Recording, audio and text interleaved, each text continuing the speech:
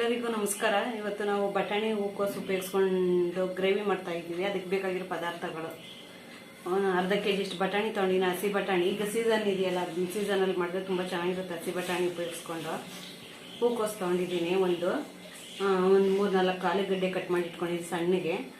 2 tomato ತೊಗೊಂಡಿದ್ದೀನಿ. ತೆಂಗಿನಕಾಯಿ ತೊಗೊಂಡಿದ್ದೀನಿ. ಶುಂಠಿ ಬೆಳ್ಳುಳ್ಳಿ ಪೇಸ್ಟ್ ತೊಗೊಂಡಿದ್ದೀನಿ. ಕೊತ್ತಂಬರಿ ಸ್ವಲ್ಪ, ಪುದೀನ ಸ್ವಲ್ಪ, ಹುರ್ಗಡ್ಲೆ ಸ್ವಲ್ಪ, 4-5 ಲವಂಗ,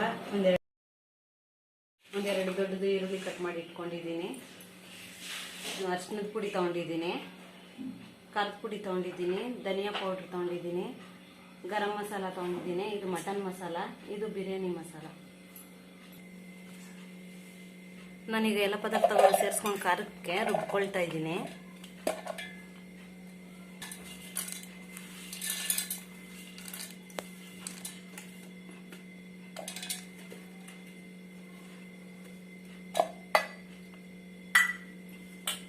ನಾನು ಸ್ಟವ್ ಅಂಟಿಸ್ಬಿಟ್ಟು ಒಂದು ಕುಕ್ಕರ್ ಇಟ್ಕೊಂಡು ಎಣ್ಣೆ ಹಾಕ್ಕೊಂಡಿದ್ದೀನಿ. ಈಗ ಈರುಳ್ಳಿ ಹಾಕ್ಕೊಳ್ತಾ ಇದ್ದೀನಿ. ಎಣ್ಣೆ ಕಾದಿದೆ.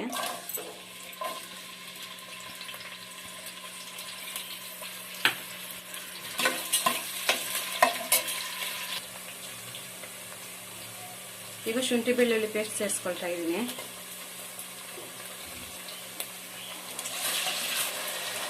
ಒಂಚೂರು ಉಪ್ಪು ಹಾಕ್ಕೊಳ್ತಾ ಇದ್ದೀನಿ. ಈಗ ಬೇಗ ಫ್ರೈ ಆಗುತ್ತೆ ಅಂತ ಈರುಳ್ಳಿ ಶುಂಠಿ ಬೆಳ್ಳುಳ್ಳಿ ಪೇಸ್ಟ್ ಎಲ್ಲ.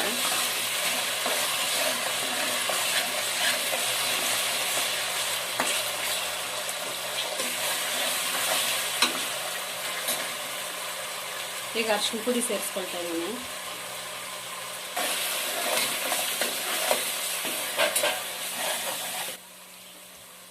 ಈಗ ಈರುಳ್ಳಿ ಎಲ್ಲ ಫ್ರೈ ಆಗಿದೆ. ಈಗ ಬಟಾಣಿ ಸೇರಿಸ್ಕೊಳ್ತಾ ಇದ್ದೀನಿ.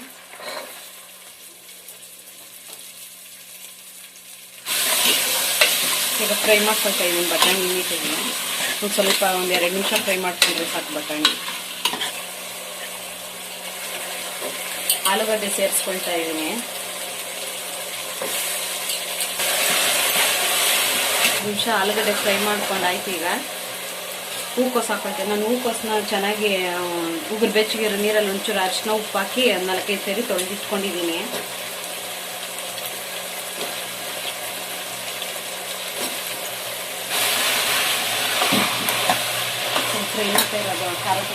ರುಬ್ಕೊಂಡಿರೋ ಖಾರ ಸೇರಿಸ್ಕೊಳ್ತಾ ಇದ್ದೀನಿ.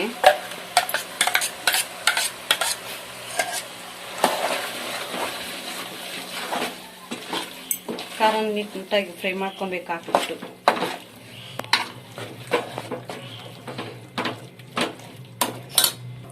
ಈಗ ಉಪ್ಪು ಸೇರಿಸ್ಕೊಳ್ತಾ ಇದ್ದೀನಿ. ತರಕಾರಿಗೆಲ್ಲ ಮಸಾಲೆಗೂ ತರಕಾರಿಗೆಲ್ಲ ಚೆನ್ನಾಗಿ ಹಿಡಿಯುತ್ತೆ ಉಪ್ಪು ಹಾಕಿದ್ರೆ. ಈಗ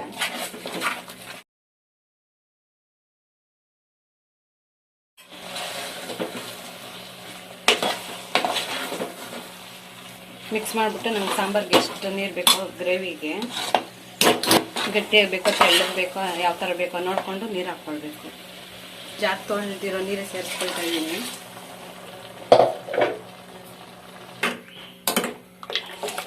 ಈ ಥರ ನಮ್ಗೆ ನೀರು ಎಷ್ಟು ಬೇಕು ಅಷ್ಟು ಸೇರಿಸ್ಕೊಂಬಿಟ್ಟು ಉಪ್ಪಾಗಿದೆ ಇಲ್ಲ ಅಂತ ನೋಡಿಕೊಂಡು ಕುಕ್ಕರ್ ಮುಚ್ಚಲಾಕಿ 3 ವಿಸಿಲ್ ಕೂಗಿಸ್ಕೊಳ್ತೀನಿ. ಕುಕ್ಕರ್ ಮುಚ್ಚಲಾಕ್ಬಿಟ್ಟು 3 ವಿಸಿಲ್ ಕೂಗಿಸ್ಕೊಳ್ತೀನಿ. ಅದ್ರಾಗ 3 ವಿಸಿಲ್ ಕೂಗ್ರೆ ರೆಡಿ ಆಗುತ್ತೆ. ಈಗ 3 ವಿಸಿಲ್ ಕೂಗಿ ರೆಡಿಯಾಗಿದೆ. ತುಂಬ ಚೆನ್ನಾಗಿದೆ ಗ್ರೇವಿ. ಬಟಾಣಿ ಗ್ರೇವಿ ಸೂಪರಾಗಿ ಬಂದಿದೆ.